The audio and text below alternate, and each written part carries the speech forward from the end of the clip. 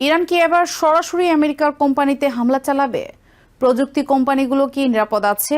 এই যুদ্ধ কি এখন বেসরকারি খাতেও ছড়িয়ে পড়ছে?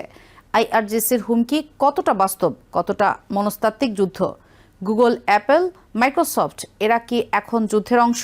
আপনারা দেখছেন TVN24 নিউজ নেটওয়ার্ক। সবশেষ আপডেটে স্বাগত জানাচ্ছি আমি রেশমা আহমেদ। ইরানের ইসলামিক রেভলিউশনারি গার্ড কোর বা আইআরজিসির ঘোষণা করেছে, আমেরিকা ও ইসরায়েলের হামলার জবাবে তারা এখন মধ্যপ্রাচ্য অঞ্চলে থাকা আমেরিকান কোম্পানিগুলোকে লক্ষ্যবস্তু করবে। রাষ্ট্রীয় টেলিভিশনে প্রচারিত এক বার্তায় এই সতর্কবার্তা দেওয়া হয়, যা যুদ্ধকে নতুন এক বিপজ্জনক মাত্রায় নিয়ে যেতে পারে। একটি ভিডিওতে দেখা যায় এক সংবাদ উপস্থাপক আইআরজিসির বিবৃতি পড়ে শোনাচ্ছেন। সেখানে বলা হয়, যেসব প্রতিষ্ঠান সন্ত্রাসী অপারেশনে জড়িত সেগুলো এখন বৈধ লক্ষ্যবস্তু।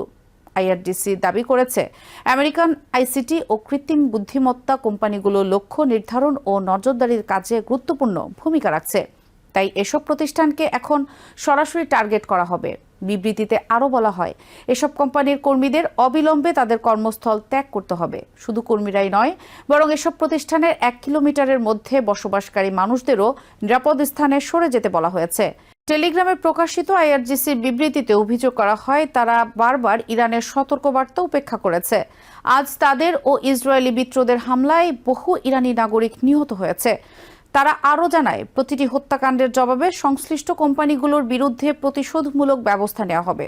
আইআরজিসি যে 18টি কোম্পানির নাম উল্লেখ করেছে তার মধ্যে রয়েছে বড় বড় প্রযুক্তি ও শিল্প প্রতিষ্ঠান, Microsoft, Google, Apple, Intel, IBM, Tesla, Boeing সহ আরও অনেক।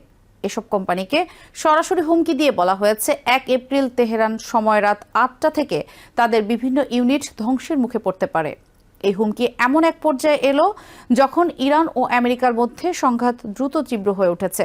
গত 1 মাস ধরে চলা যুদ্ধ ইতোমধ্যে মধ্যপ্রাচ্যের বিভিন্ন অঞ্চলে ছড়িয়ে পড়েছে।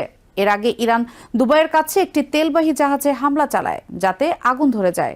এটি ছিল উপসাগরীয় অঞ্চলে বাণিজ্যিক জাহাজগুলোর ওপর ধারাবাহিক হামলার অংশ, বিশেষ করে হরমুজ প্রণালী, যেখানে দিয়ে বিশ্বের প্রায় 1/5 তেল পরিবাহিত হয়। সেখানে ইরানের কার্যত অবরোধ বিশ্ব অর্থনীতিতে বড় চাপ তৈরি করেছে। অন্যদিকে আমেরিকার প্রেসিডেন্ট ডোনাল্ড ট্রাম্প হুমকি দিয়েছেন, ইরান যদি শান্তি চুক্তিতে সম্মত না হয় এবং হরমুজ প্রণালী খুলে না দেয়, তাহলে ইরানের জ্বালানি স্থাপনাগুলো সম্পূর্ণ ধ্বংস করে দেওয়া হবে। এই পাল্টাপাল্টি হুমকি পরিস্থিতিকে আরও উত্তপ্ত করে তুলছে। বিশ্লেষকদের মতে, যুদ্ধ এখন শুধু সামরিক ক্ষেত্রে সীমাবদ্ধ নেই, এটি প্রযুক্তি, অর্থনীতি এবং বেসামরিক অবকাঠামোতেও ছড়িয়ে পড়েছে। আইআরজিসির এই পদক্ষেপ বিশেষভাবে উদ্বেগজনক, কারণ এটি সরাসরি বেসরকারি খাতকে যুদ্ধের লক্ষ্যবস্তুতে পরিণত করছে। আগে যেখানে যুদ্ধ প্রধানত সামরিক স্থাপনা ও বাহিনীর মধ্যে সীমাবদ্ধ ছিল, এখন তা বহুজাতিক কোম্পানি ও সাধারণ কর্মীদের দিকেও বিস্তৃত হচ্ছে। বিশেষজ্ঞরা সতর্ক করছেন, যদি এই হুমকি বাস্তবায়িত হয় তাহলে তা আন্তর্জাতিক ব্যবসা, প্রযুক্তি খাত এবং বৈশ্বিক নিরাপত্তার উপর বড় প্রভাব ফেলবে। অনেক কোম্পানি ইতোমধ্যে তাদের কর্মীদের নিরাপত্তা ব্যবস্থা জোরদার করার কথা ভাবছে। এছাড়া এই পরিস্থিতি মধ্যপ্রাচ্যে কর্মরত হাজার হাজার বিদেশি কর্মীর জন্য নতুন ঝুঁকি তৈরি করছে। অনেকেই এখন নিরাপদ স্থানে সরে যাওয়ার পরিকল্পনা করছে।